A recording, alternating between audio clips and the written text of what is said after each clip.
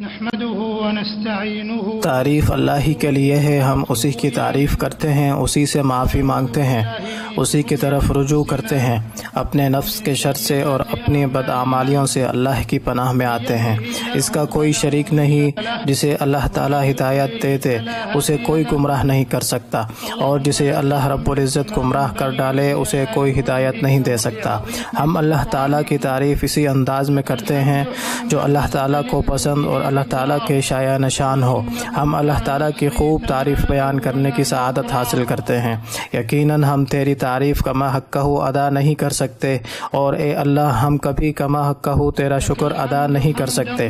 بہرحال ہم اللہ کی اتنی تعریف کرتے ہیں کہ جس سے آسمان کا ہر گوشہ، زمین کا ہر کونا اور سمندر و خشکی کی ہر ذرہ بھر جائے۔ میں گواہی دیتا ہوں کہ اللہ کے سوا کوئی الہ نہیں ہے، وہ واحد ہے، اس کا کوئی شریک نہیں۔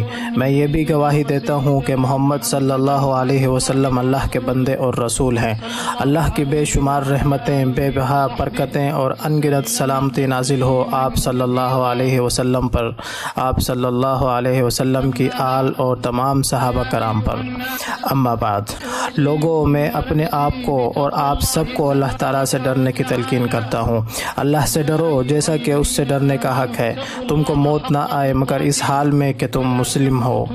إلا وأنتم مسلمون يا أيها الناس اتقوا ربكم الذي لوگوں اپنے رب سے ڈرو جس نے تم کو ایک جان سے پیدا کیا اور اسی جان سے اس کا جوڑا بنایا، اور ان دونوں سے بہت مرد و عورت دنیا میں پھیلا دی ہے۔ اس خدا سے ڈرو جس کا واسطہ دے کر تم ایک دوسرے سے اپنے حق مانگتے ہو، اور رشتہ و قرابت کے تعلقات کو بگاڑنے سے پرہیز کرو۔ یقین جانو کہ اللہ تم پر نگرانی کر رہا ہے۔ اے ایمان لانے والو، اللہ سے ڈرو اور ٹھیک بات کیا کرو۔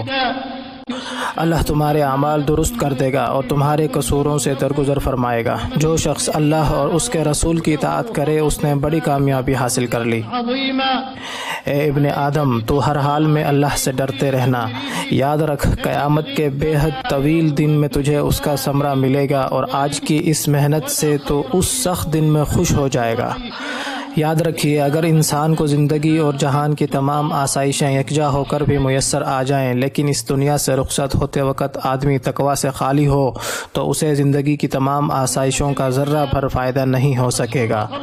اے امت اسلامیہ، اللہ تعالیٰ نے انسان کو زمین میں ایک دوسرے کا جانشین اور خلیفہ بنا کر بے پناہ عزت اور شرف عطا فرمایا ہے۔ اللہ کا فرمان ذیشان ہے، میں زمین میں ایک خلیفہ بنانے والا ہوں۔ اللہ تعالیٰ کا انسان کو زمین میں خلیفہ اور جانشین بنانے کا مقصد ہی یہ ہے کہ وہ زمین میں تعمیر و اصلاح کا کام کرے، نیکی اور بھلائی کا حکم دے اور برائی سے روکے، لوگوں کے درمیان عدل قائم کرے۔ اللہ تعالیٰ نے بہت سے رسول مبعوث فرمائے ہیں تاکہ وہ عظیم پیغام لوگوں تک پہنچائے، اور یوں لوگوں کے پاس اپنی غلط روش اور گمراہی کی کوئی حجت اور دلیل باقی نہ رہے۔ فرمان باری تعالیٰ ہے، یہ سارے رسول خوشخبری دینے والے اور ڈرانے والے بنا کر بھیجے گئے تھے تاکہ ان کو مبعوث کر دینے کے بعد لوگوں کے پاس اللہ کے مقابلے میں کوئی حجت نہ رہے۔ اللہ تعالیٰ نے اپنے ان مبعوث کردہ رسولوں کی تائید بڑی عظیم نشانیوں اور معجزات سے فرمائی ہے، جو ان تمام کی نبوت کی سچائی پر بڑی واضح دلالت کرتی ہے۔ فرمان باری تعالیٰ ہے، ہم نے اپنے رسولوں کو صاف صاف نشانیوں اور ہدایات کے ساتھ بھیجا۔ پھر آخر میں اللہ تعالیٰ نے تمام انسانیت کی طرف ہمارے پیارے نبی محترم، رسول مکرم، ساری اولاد آدم کے سردار، تمام نبیوں کے امام اور خاتم النبیین حضرت محمد صلی اللہ علیہ وسلم کو مبعوث فرمایا۔ فرمان باری تعالیٰ ہے، ہم نے تمہیں گواہ بنا کر بشارت دینے والا اور ڈرانے والا بنا کر بھیجا ہے۔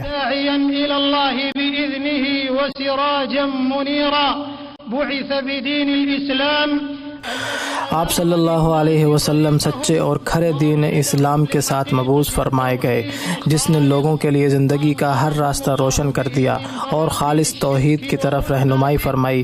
اسی کے ذریعے سے اللہ تعالیٰ نے لوگوں کو شرک کی آلودگی اور اندھیروں میں ٹامک ٹوئیاں مارنے سے بچا لیا۔ دین اسلام کے ذریعے سے اللہ تعالیٰ نے لوگوں کو اپنے جیسی مخلوق کی غلامی سے آزاد فرما کر خالق حقیقی کی غلامی سکھائی ہے۔ یوں اللہ تعالیٰ نے لوگوں کے لیے واضح ہدایت کا دروازہ کھولا اور کامیابی کی راہ کی طرف بہترین رہنمائی فرمائی ہے تاکہ لوگ ادھر ادھر رائے گاں بھٹکنے کے بجائے اللہ تعالیٰ کی طرف یکسو ہو کر متوجہ ہو جائیں اور یوں اپنی پیدائش کا حقیقی مقصد اور تخلیق انسانی سے وابستہ اللہ کی مقدس حکمت پوری کریں۔ فرمان باری تعالیٰ ہے، میں نے جن اور انسانوں کو اس کے سوا کسی کام کے لیے پیدا نہیں کیا کہ وہ میری بندگی کریں۔ اسی طرح فرمایا، ہم نے تم سے پہلے جو رسول بھی بھیجا ہے اس کو یہی وحی کی ہے کہ میرے سوا کوئی خدا نہیں ہے، پس تم لوگ میری ہی بندگی کرو۔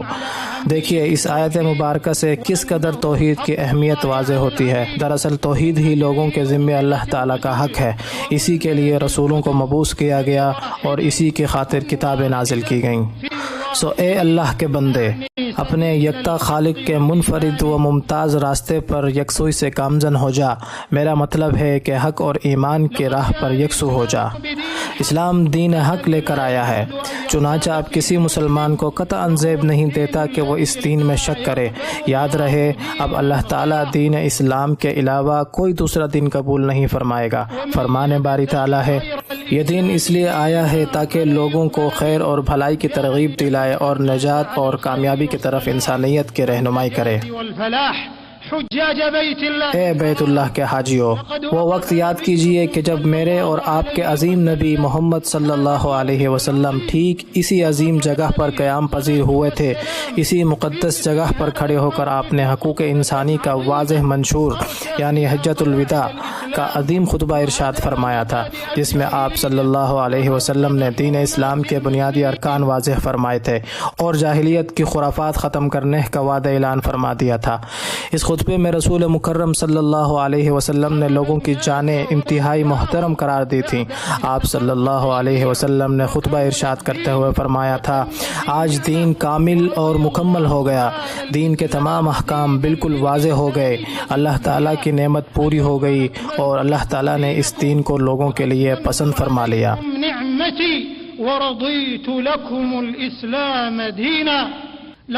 اور پھر آپ صلی اللہ علیہ وسلم نے لوگوں کو الوداعی کلمات سے ایسے اشارے دیے کہ جس سے لگتا تھا یہ اس طرح کی آخری ملاقات ہے۔ فرمان باری تعالیٰ ہے، آج میں نے تمہارے دین کو تمہارے لیے مکمل کر دیا ہے اور اپنی نعمت تم پر تمام کر دی ہے اور تمہارے لیے اسلام کو تمہارے دین کی حیثیت سے قبول کر لیا ہے۔ نبی کریم صلی اللہ علیہ وسلم نے اس مبارک دن میں کیسا عظیم خطبہ ارشاد فرمایا اور کیا ہی عمدہ نصیحتیں فرمائیں۔ گویا ایک مختصر خطبہ تھا، تاہم دین کے تمام اصول اس میں سمٹ آئے تھے۔ آپ صلی اللہ علیہ وسلم نے لوگوں کے ذہنوں میں دین اسلام کے اصول راسخ فرما دیے تھے اور بڑے اور بنیادی اصولوں کا ذکر کرتے ہوئے جزئیات اور تفصیلات کی طرف بھی اشارہ فرما دیا تھا۔ یقیناً آپ صلی اللہ علیہ وسلم نے لوگوں کو اندھیروں سے نکال کر روشنی کی طرف لانے کے لیے بڑی محنت اور کوشش فرمائی تھی تاکہ اللہ تعالیٰ کی مشیت سے ایک نئی اور توانا امت جنم لے جو واضح اہداف کے حامل ہو اور جو عظیم اصولوں پر عمل پیرا ہو۔ اللہ تعالیٰ نے اس امت کو انسان کی گمراہی کے بعد ہدایت عطا فرمائی، انتشار اور تفرقے کے بعد اجتماعیت اور اتحاد نصیب فرمایا اور جہالت کے بعد علم و دانش عطا فرمائی۔ آپ صلی اللہ علیہ وسلم نے خطبہ حجۃ الوداع میں حقوق انسان واضح فرمائے اور آزادی کا مفہوم بھی متعین فرما دیا، انسانی عزت و کرام کے اصول واضح فرمائے۔ آپ صلی اللہ علیہ وسلم نے فرمایا، سنو، تمہارا خون، تمہارا مال اور تمہاری عزتیں ایک دوسرے کے لیے اسی طرح قابل احترام ہیں جس طرح اس ملک اور اس شہر میں یہ دن حرمت والا ہے۔ اسلام نے ان 5 ضروری چیزوں کی حفاظت یقینی بنائی ہے جس کے بغیر انسان کی زندگی ٹھیک طرح چل ہی نہیں سکتی۔ اسلام نے دین، جان، مال، عقل اور عزت پر حملہ کرنے سے منع فرمایا ہے۔ یہ اسی لیے ہے تاکہ لوگ امن و امان اور اطمینان کے ساتھ زندگی جی سکیں، دنیا اور آخرت کے لیے اطمینان سے کام کر سکیں اور سارا معاشرہ سیسہ پلائی دیوار کی طرح اتحاد و اتفاق کے ساتھ قائم اور استوار رہ سکے، تاکہ لوگوں کے احوال سنور جائیں اور ان کے معاملات درست ہو جائیں۔ آپ صلی اللہ علیہ وسلم نے اپنے عظیم خطبے میں مسلمان عورت کے بارے میں بھی نصیحت فرمائی، اس کے حقوق اور فرائض واضح فرماتے ہوئے یہ بھی واضح فرما دیا کہ ایک مسلمان عورت کو کیا ادا کرنا ہے اور بدلے میں کیا وصول کرنا ہے۔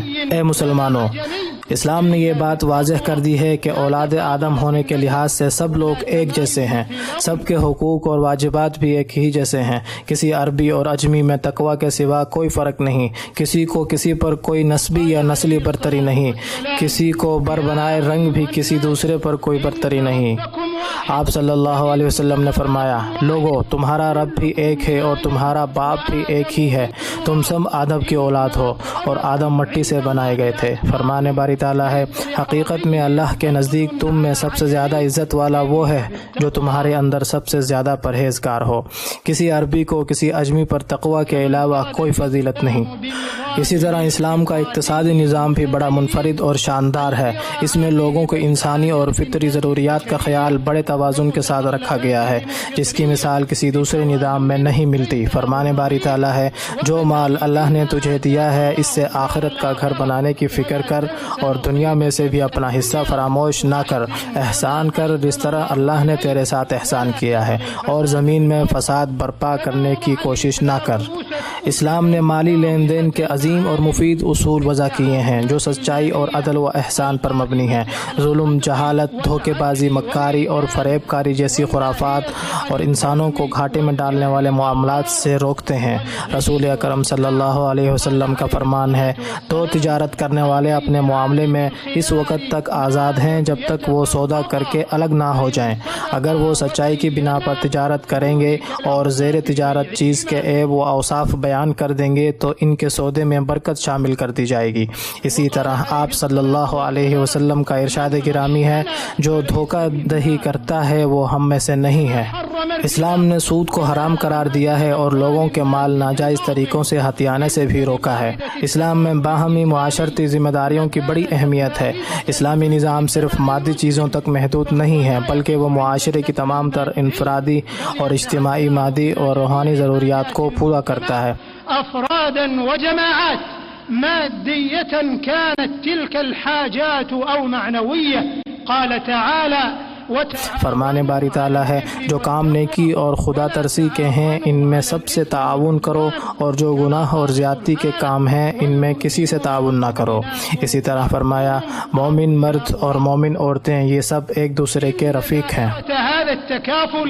تکافل یعنی باہمی ذمہ داریوں کا دائرہ انتہائی وسیع ہے اور اس میں تمام لوگ اپنی ذمہ داریوں سمیت سما جاتے ہیں۔ فرمان باری تعالیٰ ہے، لوگو ہم نے تم کو ایک مرد اور ایک عورت سے پیدا کیا اور پھر تمہاری قومیں اور برادریاں بنا دیں تاکہ تم ایک دوسرے کو پہچانو۔ در حقیقت اللہ کے نزدیک تم میں سب سے زیادہ عزت والا وہ ہے جو تمہارے اندر سب سے زیادہ پرہیزگار ہے۔ یقیناً اللہ سب کچھ جاننے والا اور باخبر ہے۔ پھر اس میں نیکی اور بھلائی کی تمام شکلیں بھی شامل ہیں۔ اسلام نے والدین کی خدمت اور ان کے ساتھ احسان والا معاملہ کرنے کی بھی بڑی تلقین فرمائی ہے۔ فرمان باری تعالیٰ ہے، اللہ نے فیصلہ کر دیا ہے کہ تم لوگ اس کے سوا کسی کی عبادت نہ کرو اور والدین کے ساتھ نیک سلوک کرو۔ اسلام نے رشتہ داروں سے قطع تعلق کرنے سے بھی منع کیا ہے اور رشتہ داری توڑنے والے کو بدترین وعید سنائی ہے۔ فرمان باری تعالیٰ ہے، اب کیا تم لوگوں سے اس کے سوا کچھ اور توقع کی جا سکتی ہے کہ اگر تم الٹے منہ پھر گئے تو زمین میں پھر فساد برپا کرو گے اور آپس میں ایک دوسرے کے گلے کاٹو گے۔ اسلام میں ہمسائے کے حقوق کا بھی خوب خیال رکھا گیا ہے، خاص طور پر قرابت دار ہمسائے کے حقوق کی طرف اور زیادہ توجہ دلائی گئی ہے۔ عام طور پر تمام ہمسایوں کے حقوق کی تلقین کی گئی ہے۔ فرمان نبوی ہے، جو اللہ اور روز آخرت پر ایمان رکھتا ہے وہ اپنے ہمسائے کی عزت کرے۔ اسلام نے انسانی جان کی حفاظت کو بھی پوری طرح یقینی بنایا ہے، چنانچہ اس نے انسانی خون کو بہت زیادہ محترم قرار دیا ہے۔ دین میں جان کی حفاظت کو ایک عظیم مقصد بنایا گیا ہے، چنانچہ اسلام نے حکمرانوں کے خلاف بغاوت کو بھی حرام قرار دیا ہے۔ اسلام نے افراد کی تمام انفرادی اور اجتماعی مشکلات کا حل پیش کیا ہے اور ہر معاملے میں شرعی حدود و قیود واضح کر دی ہیں جو قطعی حتمتہ اور ناقابل تبدیل ہیں اور جن کو درست اور مفید ماننے پر آج کی جدید دنیا کا ہر شخص بھی مجبور ہے۔ یہی حدود و قیود ہیں جو اسلامی معاشرے میں مجرموں کو جرم سے روکے رکھتی ہیں اور مفسدوں کو مقررہ حدود سے تجاوز کرنے کی اجازت نہیں دیتی، اور یوں اس طرح سے یہ اصول و ضوابط زمین پر عدل قائم کرنے کا ذریعہ بن جاتے ہیں۔ چنانچہ اسلام نے ان اصولوں پر عمل کرنا لازم قرار دیا ہے۔ فرمان باری تعالیٰ ہے، اسی وجہ سے بنی اسرائیل پر ہم نے یہ فرمان لکھ دیا تھا کہ جس نے کسی انسان کو خون کے بدلے یا زمین میں فساد پھیلانے کے سوا کسی اور وجہ سے قتل کیا، اس نے گویا تمام انسانوں کو قتل کر دیا، اور جس نے کسی کی جان بچائی اس نے گویا تمام انسانوں کو زندگی بخش دی۔ اسلام ہی وہ معتدل اور متوازن طریقہ لے کر آیا ہے کہ جس کے ذریعے سے بھلائیاں حاصل ہو جاتی ہیں اور برائیاں کافور ہو جاتی ہیں۔ اسلام نے تعمیر و ترقی اور فلاح و بہبود کا حکم دیا ہے اور تعمیر و ترقی کے تمام اسباب و وسائل اپنانے کی نصیحت فرمائی ہے تاکہ مسلمان اپنے ذہنی اصول اسلام پر قائم رہتے ہوئے ہر جدید دور کے ساتھ چل سکیں اور جدید چیزوں کو سمجھ سکیں۔ اسی طرح اسلام نے فساد پھیلانے والے تمام ذرائع سے رکنے کا حکم دیا ہے اور اسلام کے عظیم مفادات کا خیال رکھتے ہوئے ادنیٰ مفادات کو نظر انداز کرنے کا حکم دیا ہے۔ اسی طرح دین اسلام کے مفادات، امت کی اجتماعی کمائی، اس کے مستقبل اور اس کے ناموس کا خیال نہ کرنے والے کو دنیا اور آخرت کی بدترین وعید سنائی ہے اور ان مفادات پر اثر انداز ہونے سے روکا ہے۔ اے مسلمان حکمرانوں، اے امت اسلامیہ کے لوگوں، کیا شک ہے کہ آج ہماری امت اسلام اپنی تاریخ کے انتہائی مشکل مرحلے سے گزر رہی ہے۔ ان حالات میں ہم پر لازم ہے کہ ہم تمام اختلافات چھوڑ کر اکٹھے ہو جائیں اور دل و جذبات میں ایک دوسرے کا خیال رکھیں۔ کسی بھی معاملے میں کوئی سا بھی موقف اختیار کرنے سے پہلے باہم مشورہ کر لیں، معاملات کو دیکھنے کا انداز ایک سا کر لیں اور اپنی کوششوں کو ہم آہنگ کر لیں تاکہ یہ امت مسائل اور مشکلات حل کرنے میں کامیاب، حقیقی اعتبار سے کامیاب ہو سکے۔ ہمارے مسائل میں سب سے نمایاں مسئلہ فلسطین اور مسجد اقصیٰ کا مسئلہ ہے۔ اسی طرح شام، عراق، یمن اور دیگر ممالک میں ہمارے بھائیوں کی خستہ حالت زار بھی سب کے سامنے ہے۔ اس وقت ہم سب کو سب سے بڑھ کر باہم مل بیٹھنے کی ضرورت ہے، اکٹھے بیٹھ کر اپنے معاملات پر توجہ دینے کی ضرورت ہے، ایک دوسرے کو بھلائی کی نصیحت کرنے کی ضرورت ہے تاکہ اخوت اسلامیہ کا قوت و اتحاد اور یکجہتی و وحدت کا رنگ نظر آ سکے۔ یقیناً ہم سب مسلمان آپس میں بھائی ہیں۔ ہمیں اچھی طرح ذہن نشین کر لینا چاہیے کہ معاشرے کی اصلاح، امت کی فلاح، امن و امان کی بقا اور وحدت کی ضیاء حکمرانوں کے ساتھ عوام کے تعاون پر موقوف ہے، حکمرانوں کے گرد جمع ہونے پر اور حکمرانوں کا ہاتھ بٹانے پر منحصر ہے۔ مسلمان حکمرانوں کا فرض ہے کہ وہ اپنے کندھے پر پڑنے والی بھاری امانت کا احساس کریں اور بھرپور ذمہ داری کا مظاہرہ کریں۔ وہ ذہن نشین کر لیں کہ اختلافات اور نزاع کا باعث بننے والے تمام جدید مسائل کو حل کرنا ان کی ذمہ داری ہے اور انہیں حل کرنے کا بہترین طریقہ باہم مذاکرات اور باہمی تعاون، مشورہ، عدل اور ظلم کا خاتمہ ہے۔ اے امت اسلامیہ، عدل اسلام کی عظیم بنیاد اور اساس ہے، یہ بہترین ترازو ہے، یہ رسولوں کا پیغام ہے، یہ رب العالمین کا حکم ہے۔ فرمان باری تعالیٰ ہے، اللہ عدل اور احسان اور صلہ رحمی کا حکم دیتا ہے۔ اسی طرح فرمایا، اے لوگو جو ایمان لائے ہو، انصاف کے علم بردار اور خدا واسطے کے گواہ بنو، اگرچہ تمہارے انصاف اور تمہاری گواہی کی زد خود تمہاری اپنی ذات پر یا تمہارے والدین اور رشتہ داروں پر ہی کیوں نہ پڑتی ہو۔ فرمان باری تعالیٰ ہے، ہم نے اپنے رسولوں کو صاف صاف نشانیوں اور ہدایات کے ساتھ بھیجا اور ان کے ساتھ کتاب اور میزان نازل کی تاکہ لوگ انصاف پر قائم ہوں۔ اسلام نے تمام تر اصول اور ضابطوں میں عدل کو بڑی اہمیت دی ہے، یہ اس لیے کہ عدل بذات خود بڑی اہم چیز ہے اور اس کے نتائج بڑے عمدہ ہیں۔ عدل کے ذریعے ہی انسانوں کی زندگی بھلی بن سکتی ہے اور اسی کے ذریعے نیکی پھل پھول اور پھیل سکتی ہے، اسی کے ذریعے خوش بختی حاصل ہو سکتی ہے اور عین اسی پر امت کے خیر و ہدایت، بقا اور فلاح منحصر ہے۔ عدل سے بھلائی پھیلتی ہے اور نیکی بڑھتی ہے اور لوگوں کے دلوں میں سکون اور سرور آ جاتا ہے اور لوگوں کو چین نصیب ہوتا ہے۔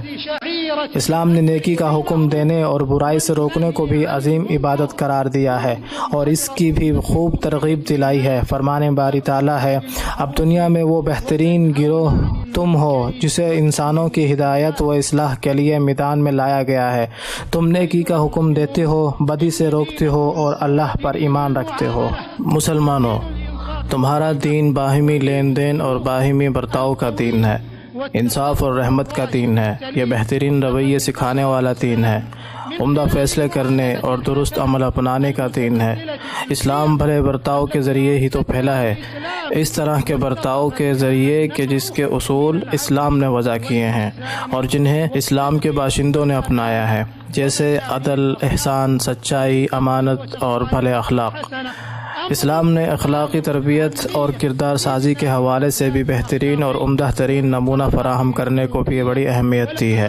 اے لوگوں نے تمہارے نبی محمد صلی اللہ علیہ وسلم کو دیکھا تھا کہ وہ ایسے ہی اوصاف حمیدہ، خصائل پاکیزہ اور محاسن عظیمہ سے متصف انسان تھے، اور ان کی ذات والا صفات میں یہ ساری صفات موجود ہیں۔ چنانچہ وہ اس زندہ نظر آتی مثالوں پر ایمان لائے، ان کے دل و دماغ نے ان اعلیٰ صفات کو بے ساختہ قبول کیا اور ان کے جذبات و احساسات نے انہیں بھلا سمجھا۔ پھر لوگوں نے ان صفات کو اپنانا شروع کیا اور اپنی زندگی میں نافذ کر دکھایا۔ آپ صلی اللہ علیہ وسلم لوگوں کے لیے بہترین استاد، بہترین نمونہ اور تربیت دینے والے تھے۔ فرمان باری تعالیٰ ہے، در حقیقت تم لوگوں کے لیے اللہ کے رسول صلی اللہ علیہ وسلم میں ایک بہترین نمونہ تھا۔ اسی طرح فرمایا، اے محمد، ہم نے جو تم کو بھیجا ہے تو یہ دراصل دنیا والوں کے حق میں ہماری رحمت ہے۔ اے مسلمان نوجوانوں، آج کے دور میں جن مصیبتوں کا ہمیں سامنا ہے، ان میں ایک نمایاں مصیبت زمین میں فساد برپا کرنے کی کئی شکلیں ظاہر ہونا ہے، جنہیں ہم مجمل طور پر دہشت گردی کا نام دے سکتے ہیں۔ یاد رہے کہ وہ دہشت گردی کہ جس کی برائی بڑی بڑی قوموں، نسلوں اور مذاہب میں سرایت کر چکی ہے، اس برائی کو کسی قوم، کسی دین، کسی ثقافت یا کسی ملک کی طرف منسوب نہیں کیا جا سکتا۔ دہشت گردی کی تہمت اسلام کے نام بھی قطعاً نہیں لگائی جا سکتی۔ امت کی مصیبتوں میں سے ایک مصیبت یہ بھی ہے کہ اس کے کچھ باشندوں کو شیطان نے حق سے پھیر لیا ہے اور راہ راست سے بھٹکا دیا ہے۔ اس طرح وہ دین اسلام کے اعتدال پسند طریقے سے ہٹ گئے ہیں اور لوگوں پر کفر کے فتوے لگانے میں جلد بازی کرنے لگے ہیں۔ یقیناً یہ رویہ بڑے ہولناک نتائج سامنے لانے والا ہے۔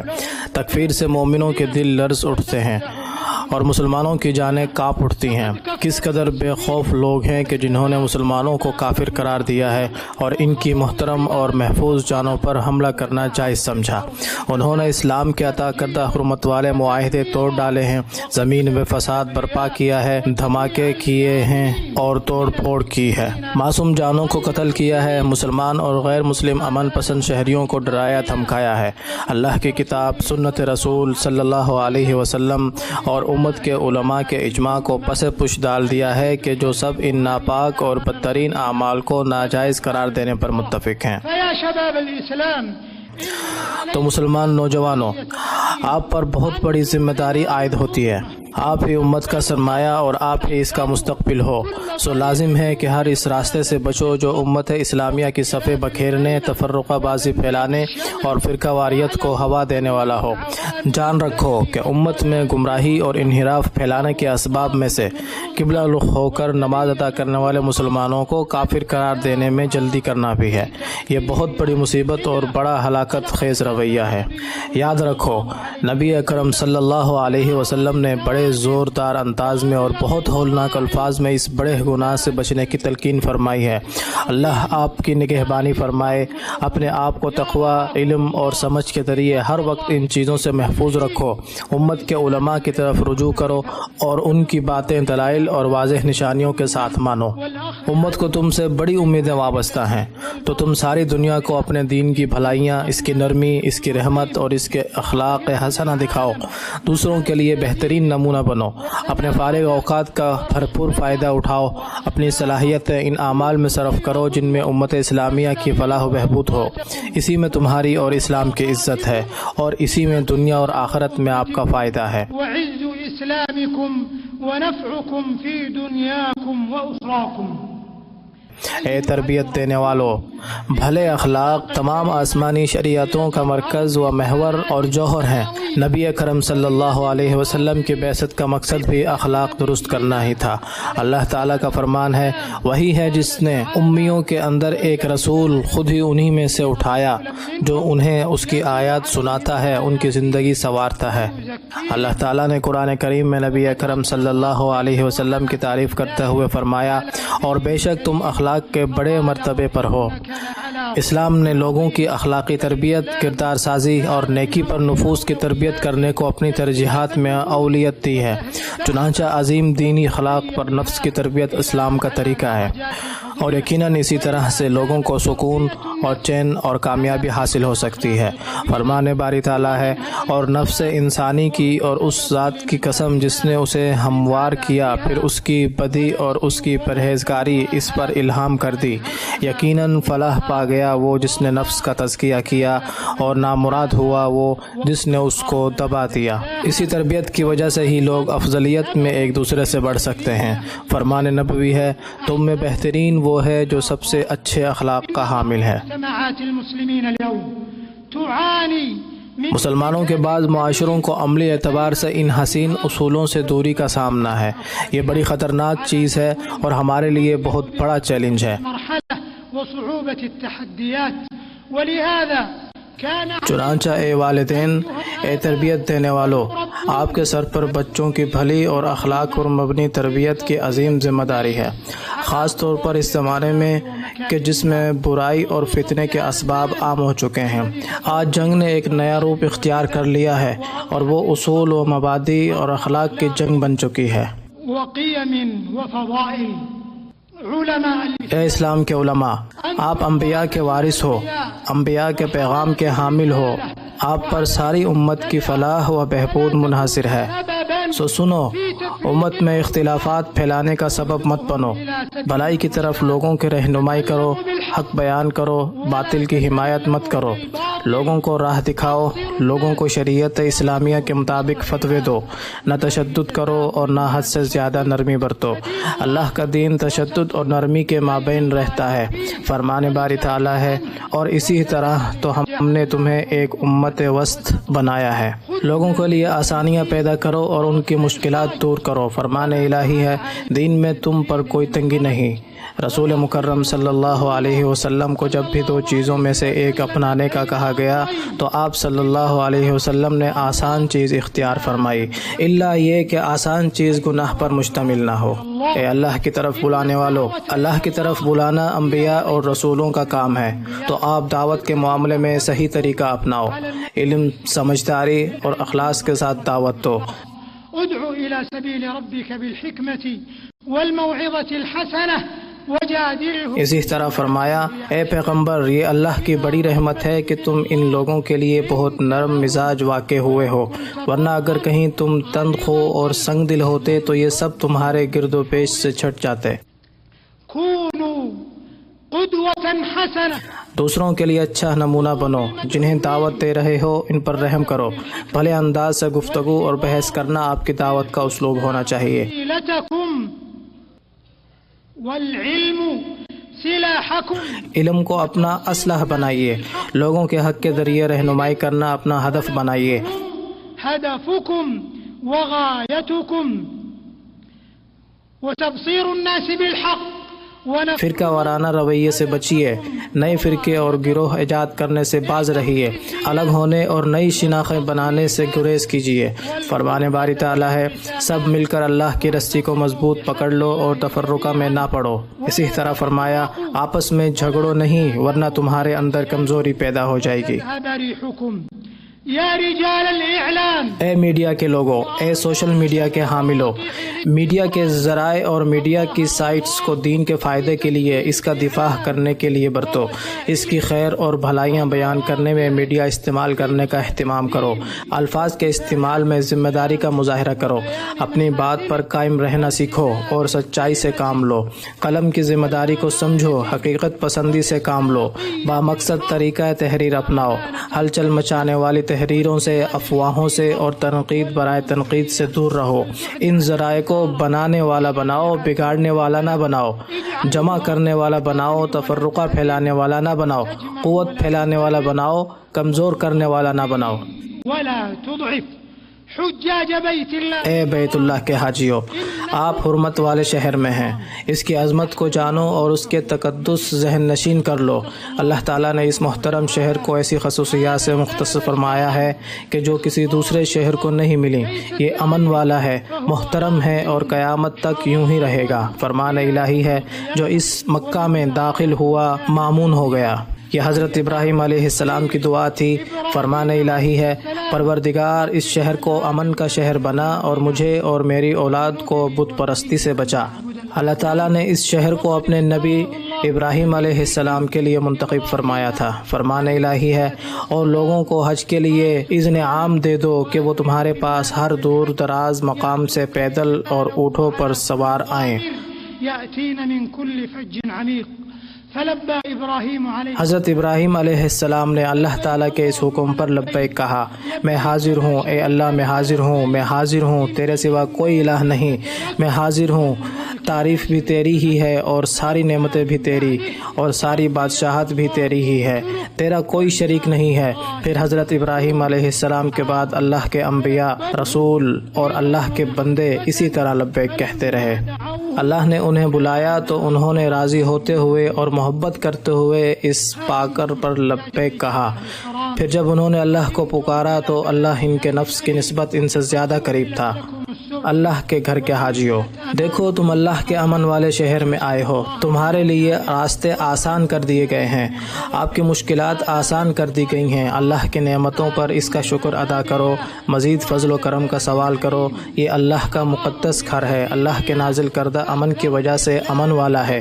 فرمان الہی ہے، اور قسم ہے اس پرامن شہر کی، اللہ کے نازل کردہ احکام کے مطابق حرمت والا اور محترم ہے۔ اس کے امن کو تباہ کرنے سے بچو، اس کے مقامات کا احترام کرو۔ فرمان باری تعالیٰ ہے، یہ ہے اصل معاملہ، اسے سمجھ لو، اور جو اللہ کے مقرر کردہ شعائر کا احترام کرے تو یہ دلوں کے تقوی سے ہے۔ عبادت گاہوں کا صاف ستھرا ماحول آلودہ کرنے سے اجتناب کرو۔ فرمان الہی ہے، اس مسجد حرام میں جو بھی راستے سے ہٹ کر ظلم کا طریقہ اختیار کرے گا اسے ہم دردناک عذاب کا مزہ چکھائیں گے۔ حرمین کا امن اور حجاج کی سلامتی ایسی سرخ لائنیں ہیں جن سے آگے بڑھنا، سیاسی بینرز اٹھانا یا فرقہ وارانہ نعرے لگانا کسی صورت برداشت نہیں کیا جا سکتا۔ وَإِنَّ مِن فَضْلِ اللَّهِ عَلَى هَذِهِ الْبِلَادِ، اس ملک پر اللہ کا فضل و کرم ہے کہ اس ملک کو اس نے حکمت والی قیادت مہیا فرمائی ہے جو حرمین کی خدمت اور نگہبانی کے ذریعے شرف حاصل کرتی ہے۔ حکومت نے خدمات کا طویل سلسلہ تیار کر رکھا ہے اور ہر قسم کی ممکنہ کوشش کی ہے تاکہ حرمین میں آنے والے امن و امان اور اطمینان کے ساتھ اپنی عبادت سر انجام دے سکیں۔ وَيُؤَدُّوا مَنَاسِكَهُمْ بِكُلِّ يُسْرٍ وسهولة واطمئنان، فجزى الله خادم الحرمين الشريفين الملك سلمان بن عبد العزيز۔ اللہ تعالی ہمارے حاکم سلمان بن عبدالعزیز کو اسلام اور مسلمانوں کی خدمت پر جزائے خیر عطا فرمائے اور اس کی کاوشوں کو بابرکت بنائے، اس کی تمام کاوشوں کو اس کے لیے باعث اجر و ثواب بنائے اور اسے صحت و عافیت سے نوازے۔ اللہ تعالی ہمارے حاکم، اس کے دونوں نائبین اور تمام ساتھیوں کو اپنی رضا اور خوشنودی والے کام سر انجام دینے کی توفیق عطا فرمائے۔ اس طرح ہم ہر اس شخص کے لیے دعا گو ہیں جس نے حج کی ادائیگی کو آسان بنانے میں اپنی خدمات پیش کیں اور حجاج کرام کو ادائیگی حج میں اطمینان و سکون فراہم کیا۔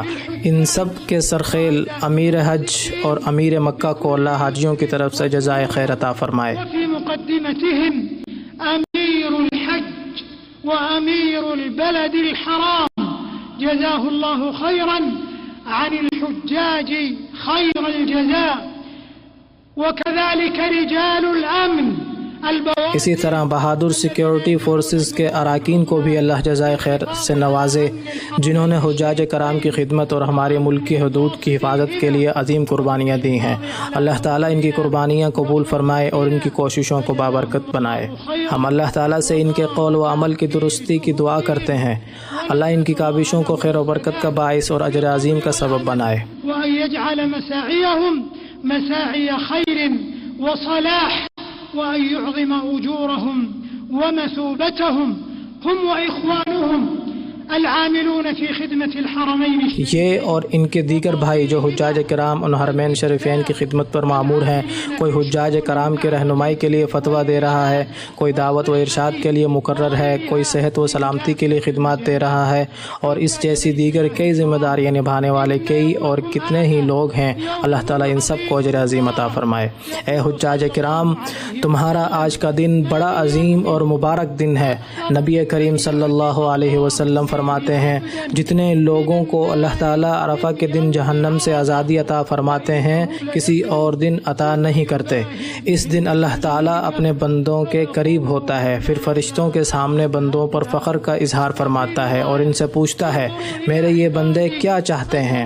اور ایک روایت میں یہ الفاظ ہیں میرے ان بندوں کو دیکھو کہ کس طرح میلے کپڑوں اور غبار آلود بالوں کے ساتھ حاضر ہیں. اے فرشتوں، تم گواہ ہو جاؤ کہ میں نے انہیں معاف کر دیا ہے.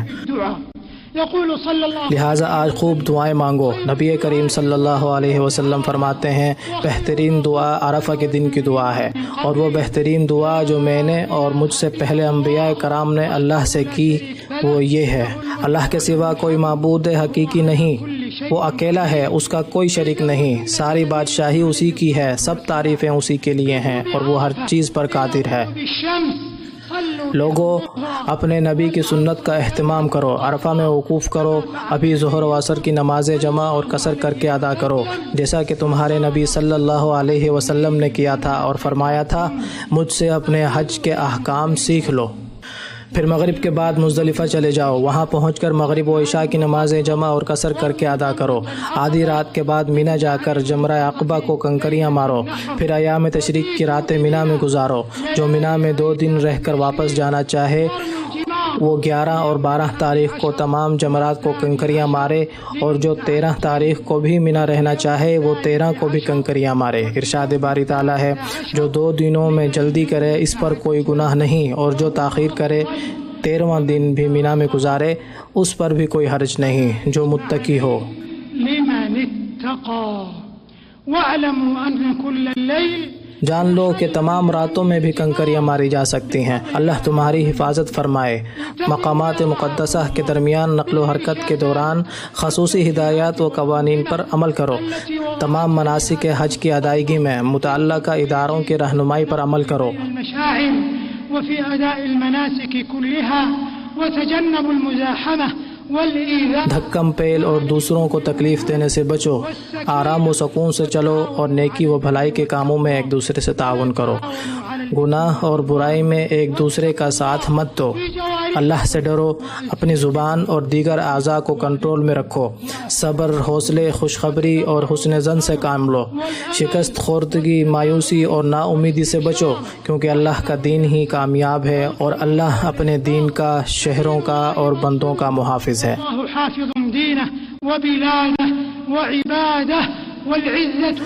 عزت اللہ، اس کے رسول اور مومنوں کے لیے ہے، اور اللہ اپنے امر پر غالب ہے لیکن اکثر لوگ نہیں جانتے.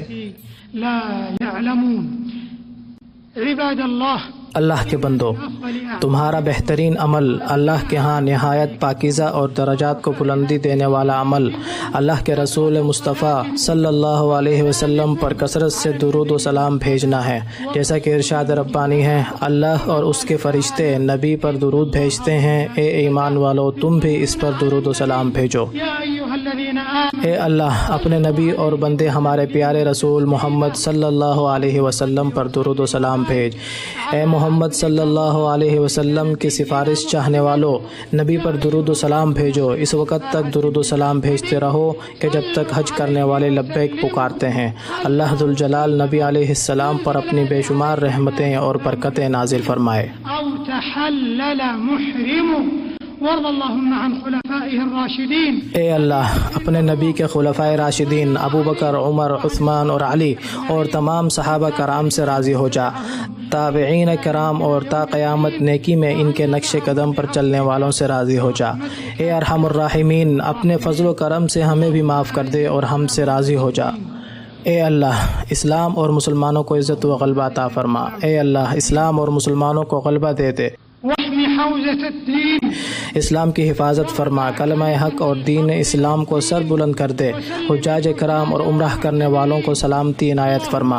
اے اللہ ملت اسلامیہ کو ہر بھلائی کی توفیق عطا فرما۔ اے اللہ مومن مردوں اور عورتوں، مسلمان مرد و خواتین کو معاف فرما دے، ان کے دلوں کو جوڑ دے، ان کے باہمی جھگڑے ختم فرما دے، انہیں ہدایت کی راہوں پر گامزن فرما، انہیں ان کے دشمن اور اپنے دشمن پر غلبہ عطا فرما، انہیں ظاہری اور باطنی فتنوں اور برائیوں سے محفوظ فرما۔ اے اللہ دکھیوں کے دکھ دور فرما، پریشان حال لوگوں کی پریشانیاں دور کر دے، مقروضوں کے قرض ادا کر دے، ہمارے اور مسلمانوں کے مریضوں کو شفا عطا فرما دے۔ اے اللہ مسلمانوں کے دلوں کو اپنی اطاعت پر ثابت رکھ، انہیں شریر لوگوں کے شر سے بچا۔ اے اللہ ہمیں ہمارے وطنوں میں امن و امان عطا فرما۔ اے اللہ ہمارے ائمہ کرام اور حکمرانوں کی اصلاح فرما۔ اللهم اصلح ائمتنا وولاة امورنا اللهم یا منان یا دیان یا منان یا دیان، ہمارے حاکم سلمان اور اس کے دونوں نائبین کو ہر خیر و بھلائی کی توفیق عطا فرما۔ اے ذوالجلال والاکرام، انہوں نے حرمین شریفین، مقامات مقدسہ اور حجاج کرام کے لیے جو خدمات سر انجام دی، انہیں قبول فرما، انہیں ان کے میزان حسنات میں شمار فرما۔ اے اللہ اے ذوالجلال والاکرام، اس ملک کے امن و سکون، خوشحالی، عقیدے اور حاکموں کی حفاظت فرما۔ وقيادتها وأمنها ورخاءها واستقرارها يا ذا الجلال والإكرام اللهم وفق رجال اے اللہ ہمارے حفاظتی دستوں کی حفاظت فرما، حرمین شریفین اور حجاج کرام کی حفاظت کی خدمات کی جزائے خیر عطا فرما، ہماری سرحدوں کی حفاظت پر انہیں بہترین ثواب عطا فرما۔ اے اللہ جو ہمارے ملک، ہمارے مقامات مقدسہ اور امن و امان کو برباد کرنے کے منصوبے بنائے، اے اللہ اس کے برے منصوبوں کو اس کے گلے کا ہار بنا دے اور اسے اس کی جان کی فکر میں ڈال دے، اس کی چالوں کو اس کی بربادی کا ذریعہ بنا دے۔ اے اللہ مسلمان حکمرانوں کو کتاب و سنت کے مطابق فیصلے کرنے کی توفیق دے۔ اے اللہ امت اسلامیہ کی حالت زار بدل دے اور انہیں کتاب و سنت پر جمع کر دے۔ اللهم اكشف الغمة عن هذه الأمة واجمعهم على الكتاب والسنة يا ذا العطاء اے فضل و کرم اور عطا کرنے والے، اللهم اجعل حجنا مبرورا اے اللہ ہمارے حج کو حج مبرور اور ہماری سعی کو مقبول سعی بنا دے، ہمارے گناہ معاف فرما دے۔ اے ارحم الراحمین، اے اللہ ہمارے حاکم کو تمام اقوال و اعمال میں توفیق اور درستی عطا فرما۔ اے پروردگار اس کی عمر و عمل میں برکت فرما، اس کے اعمال کو اپنی خوشنودی کا باعث بنا دے، اسے خیر خواہ ساتھی عطا فرما۔ اے اللہ پوری دنیا کے مسلمانوں کے حالات درست فرما دے، ان کی جانیں محفوظ فرما دے، ان کے دکھ دور کر دے، واحقن دماءهم واكشف الغمة عنهم ان کے نوجوانوں کو ہدایت عطا فرما، بیماروں کو تندرستی دے دے، آزمائش میں گھرے ہوئوں کو عافیت سے نواز دے۔